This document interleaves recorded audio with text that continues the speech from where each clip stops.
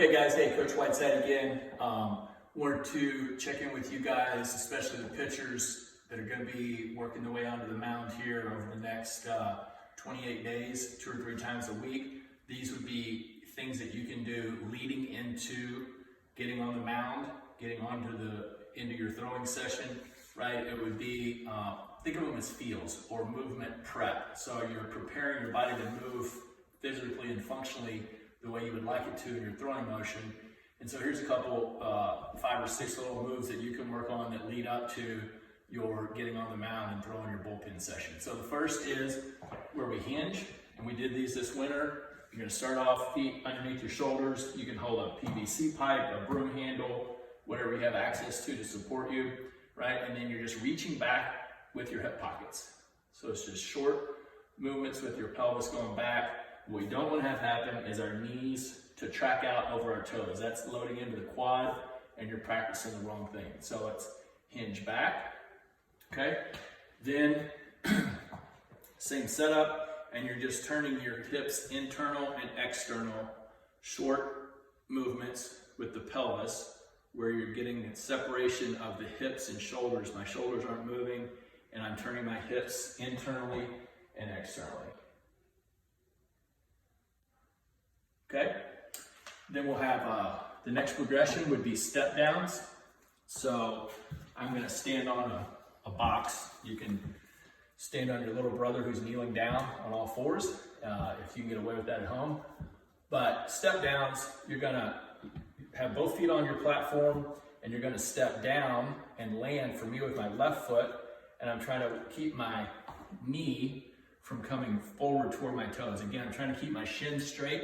And if you pay attention as we're doing this, I'm getting my right hip inside of, in front of, and on the way to the plate in front of my back knee. So a step down gives you the feeling of moving to the plate and landing loaded in the back hip. Okay, so there's the step down. Next would be foot on a bucket or on a box. So I'm gonna have my landing foot up. I'm gonna have my right foot on the ground, hands together, and then I'm going to just make the first move in our delivery. So my hip goes forward, and again, I'm isolating this back hip. I'm locking in the front leg so it doesn't go anywhere, and I'm trying to get my pelvis to move and get it ahead of my back knee. So if I'm doing this little move correctly, I'm going toward the plate and counter-rotating slightly to load into my glutes. So again, here's my hip going back and then forward, and it gets inside of this knee. So my shin is staying straight. It's not tracking out over my toes. Okay, the next progression of that would be to start your foot with on the object again, little brother, little sister in a bear crawl position. You're gonna start off hands together, okay? Then you're gonna make that move with your hip and then slide out and land. And when the front foot lands, you're gonna look back. My kneecap is above my shoelaces, it's not out over my toes.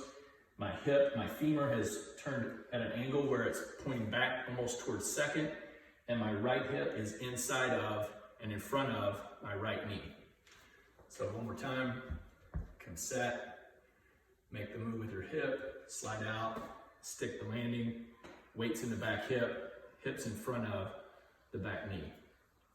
Okay, and then one more that you can do, getting your setup in your stretch position, right? And what you're focusing on here is the knee lift, but really stabilizing the plant foot, the right foot for me. So when I lift, we want a really stable base to lift to. If my right foot is moving forward, going to my toes, getting on my heel, that's an unstable position. So from the ground up, it's kind of like a domino effect. Right? Everything above it is going to be affected because of what happened from the ground. So we want to anchor down the right foot, and we're going to lift in a controlled manner where you can isolate the back foot, and then you can make that move with your hip.